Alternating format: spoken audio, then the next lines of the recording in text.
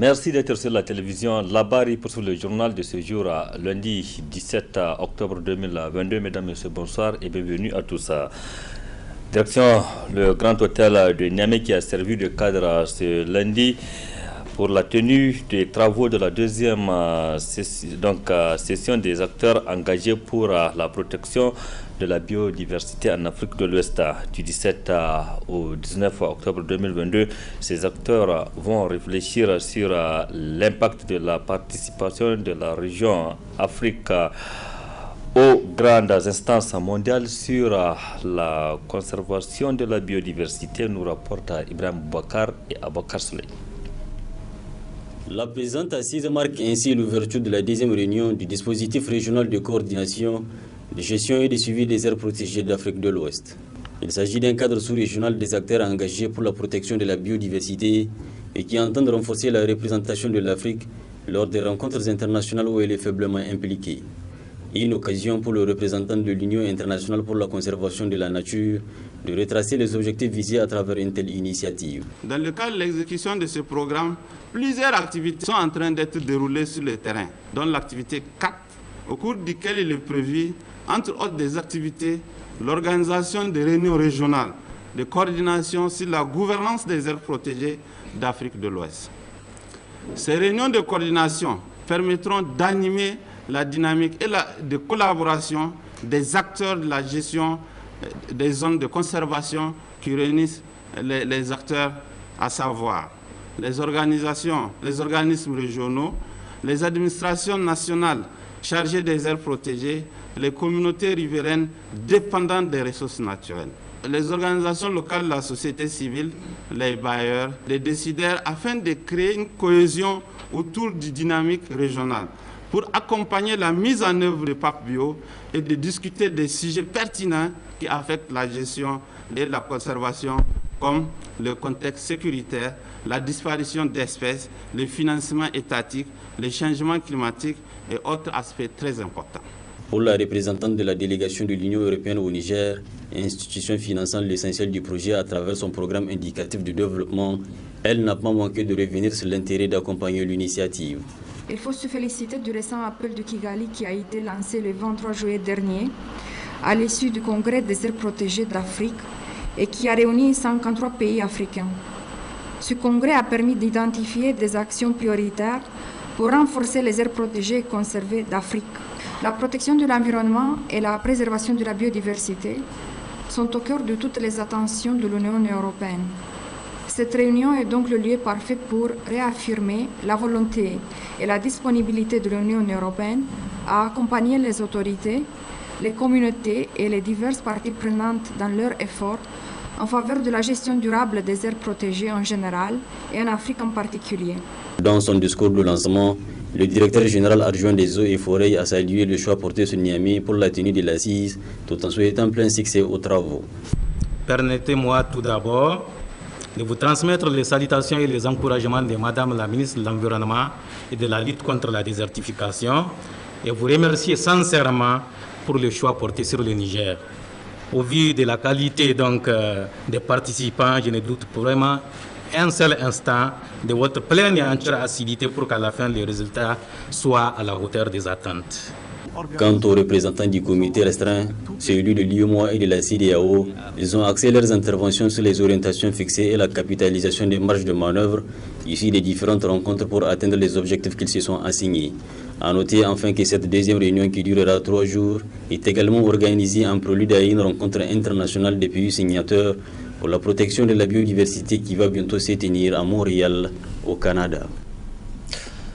L'ambassadeur de la République islamique du Pakistan au Niger était ce lundi matin à la faculté des sciences et techniques de l'université Abdou Moumouni de Niamey, précisément au département de chimie. Ali Sourié est allé visiter 2 laboratoires de ce département qui sont rénovés sous financement de l'ambassade du Pakistan au Niger. Voyons tout cela avec Ismaël Moumouni et Nasser Seydou.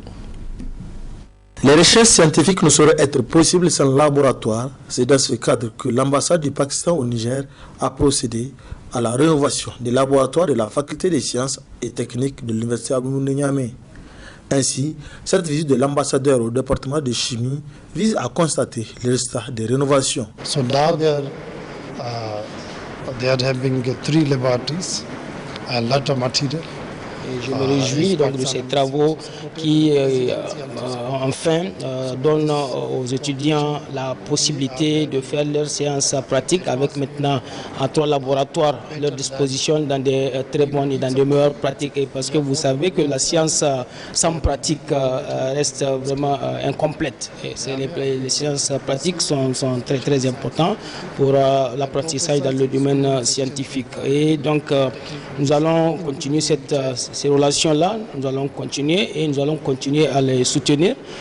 Nous avons en perspective d'autres programmes à venir auxquels nous allons associer la faculté. Le douane de la faculté a remercié le diplomate pakistanais pour avoir permis aux chercheurs de reprendre leur expérience en toute sérénité. On est en train de réceptionner des laboratoires, des travaux pratiques que l'ambassadeur nous a accompagnés à réhabiliter. D'accord. Ce labo était fermé pendant plus de 2-3 ans. L'ambassadeur nous a apporté son aide, son soutien financier qui nous a permis de remettre ces appareils en état qui sont opérationnels aujourd'hui. Vous avez vu dans les 2 premiers laboratoires, un laboratoire actuellement occupé par des étudiants qui sont en train de faire des manipulations correctement, sans risque, sans danger. Sentiment de fierté, de reconnaissance à l'endroit de l'ambassadeur qui nous a bien accompagnés dans cette tâche-là, qui n'est vraiment pas facile si on tient compte de moyens financiers limités. Vraiment, c'est un ouf de soulagement pour le département de chimie de façon particulière, mais de façon générale pour notre faculté tout entière. 4 millions de francs CFA ont été injectés par l'ambassade du Pakistan au Niger pour les rénovations des laboratoires de la faculté des sciences et techniques de l'université Abounou de Niamey. Parlons politique à présent, Ismaël Moumouni. Le PNDS Tareya a accueilli à son sein des militants et pas de moindre des militants de Lumana et Amin de la commune rurale de Ndunga dans le département de Kolo, région de Tilaberi. Un événement marqué par un meeting dans le cité de Wankoy en présence des députés élus au titre de ce département sous la bannière du PNDS Tareya. Il y avait aussi le président de la section de Kolo. Résumé avec Adamou Soumana et Ibrahim Abdou. Cette cérémonie aux couleurs roses dans la cité de Wankoy marque le sacre des efforts consentis par la section du PNDS Tareya de Kolo pour le rayonnement du parti dans cette contrée du pays. Ainsi, les actions menées par les honorables députés de ce parti au titre de Kolo ont amené nombreux militants des partis de l'opposition politique à épouser les idéaux du parti de Foumakoy Gado. L'engagement de la coordination départementale PNDS Tareya de Kolo et la section de Ndunga auprès des populations sinistrées du département de Kolo et celle de Ndunga en particulier pendant cet hivernage 2022. C'est aussi le lieu de remercier très sincèrement l'honorable député Bibo Wankoy pour son combat permanent en faveur des populations de Kolo en général et celle de Ndunga. 6. Nous militantes et militants des partis Amen, Doubara, Lumana Africa et autres partis déclarons solennellement notre adhésion à partir de ce jour dimanche 16 octobre 2022 au parti PNDS Tareya. Une adhésion naturellement accueillie à bras ouverts par la section PNDS de Kolo, dont le premier responsable n'a pas manqué de rappeler certains points essentiels qui régissent le parti rose. Nous accueillons favorablement votre adhésion et nous pensons que cette adhésion, nous sommes convaincus que ça va consolider et renforcer la grandeur de notre parti, d'abord à Ndunga, à Kolo, à Tilaberi, voire au plan national. Nous sommes convaincus que les élections prochaines, nous allons enregistrer des résultats fort intéressants. Il me plaît cependant de vous rappeler quelques valeurs cardinales de notre parti parce que vous êtes venus dans la grande famille. À partir d'aujourd'hui, vous êtes des militants à part entière, comme ceux qui sont arrivés au parti depuis la création. Vous avez les mêmes droits et les mêmes devoirs. À partir d'aujourd'hui, je rappelle, vous êtes des militants entièrement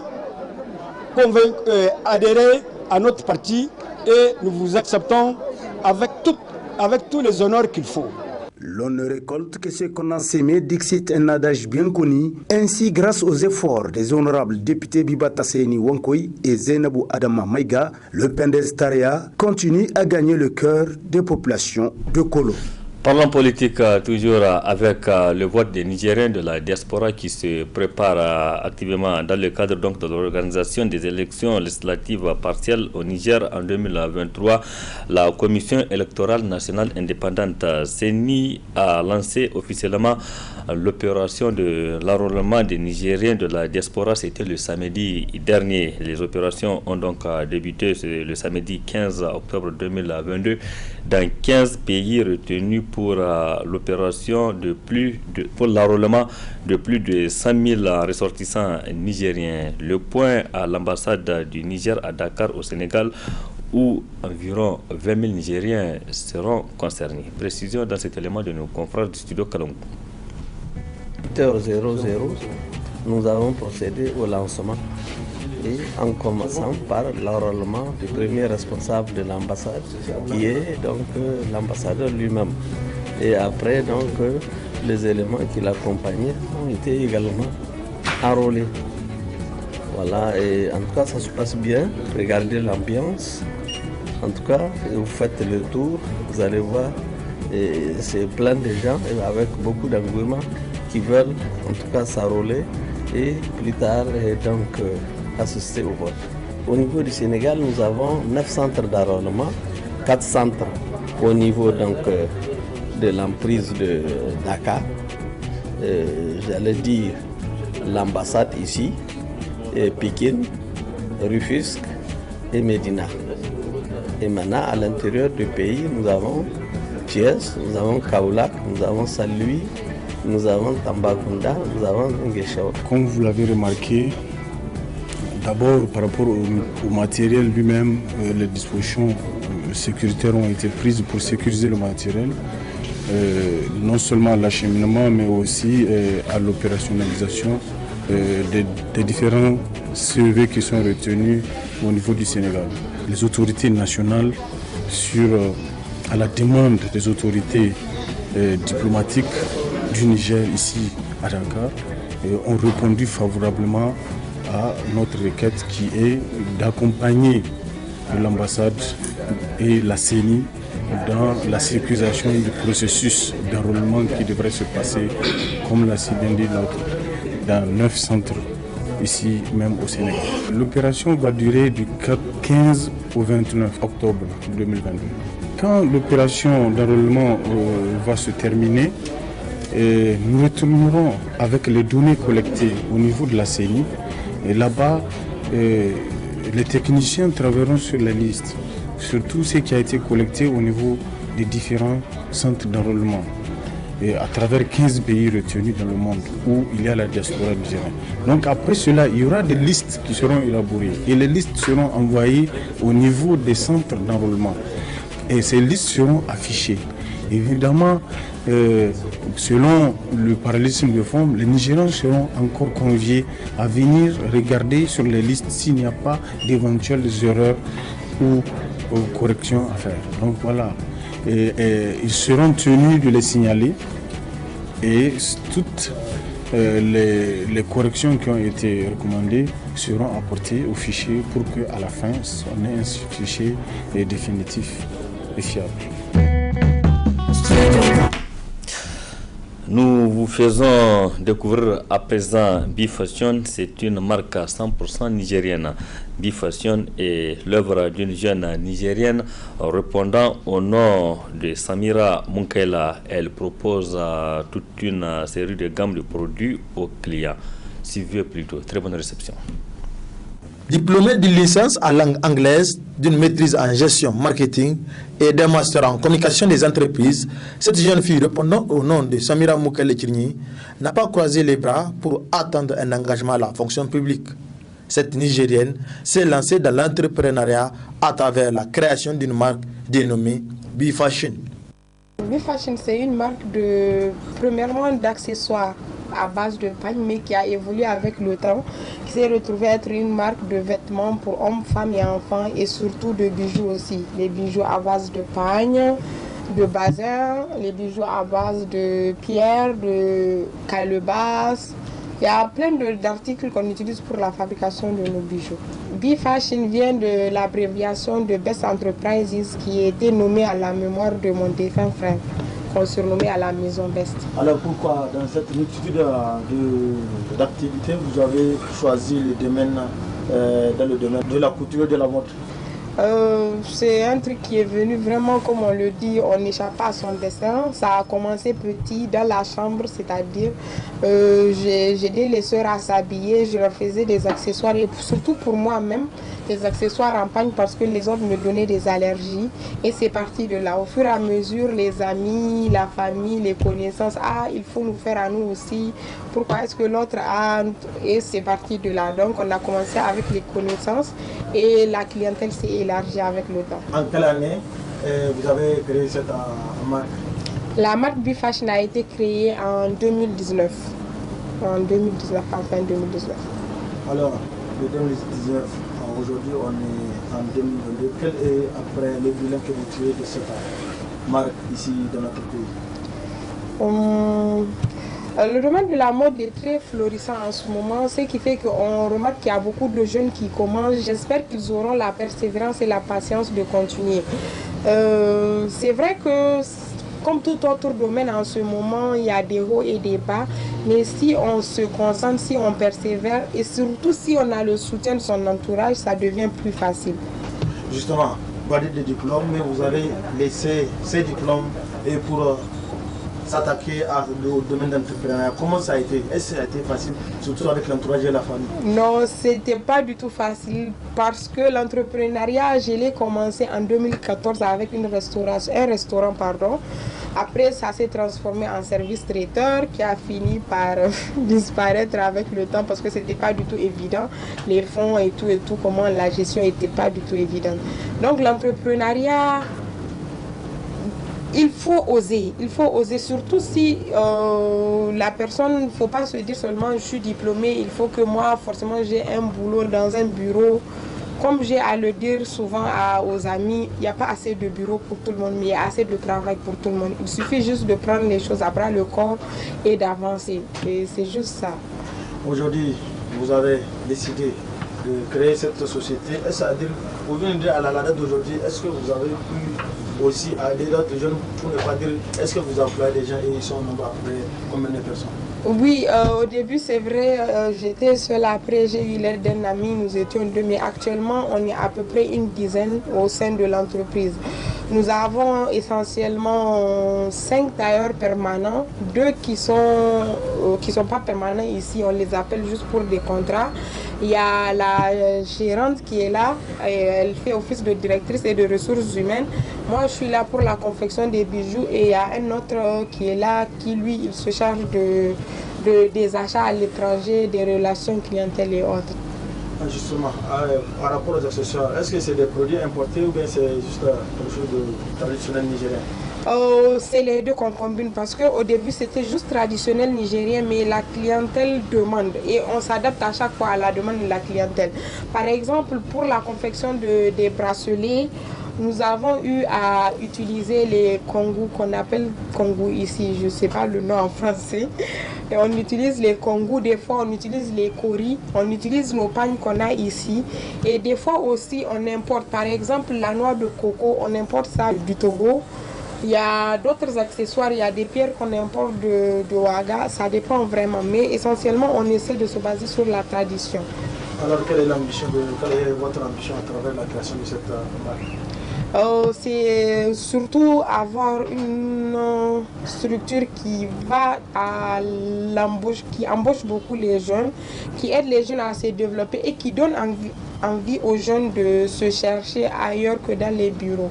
Et aussi l'ambition aussi c'est d'avoir une marque nigérienne traditionnelle qui peut challenger les autres marques internationales. Déjà, nous avons quelques marques qui sont là, qui font vraiment office de marques qui peuvent représenter le Niger, mais on n'en a pas assez. Donc c'est toujours un apport et vraiment la jeunesse est en train d'entreprendre dans ce sens où on voit beaucoup de jeunes qui s'adonnent à la création des accessoires et autres traditionnels. Justement, avant le diplôme, vous avez choisi de faire ce genre de trucs. Alors, quel sera votre conseil à l'endroit de beaucoup, parce qu'on sait que le Niger a beaucoup de diplômés qui sont en chômage. Alors, quel sera votre conseil à l'endroit de ces jeunes, à l'endroit de ces diplômés, surtout jeunes? À l'endroit de ces diplômés qui sont au chômage, c'est de leur dire de ne pas baisser les bras. Nous avons un petit club qu'on a formé, on se nomme les clubs des millionnaires.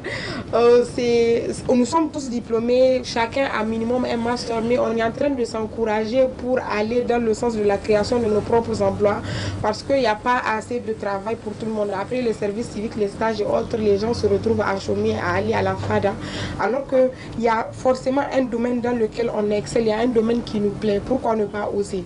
Avec le soutien de l'entourage, un peu de patience et beaucoup de persévérance, ça va donner forcément, Inch'Allah. Ce reportage a été réalisé grâce à l'appui de IMS.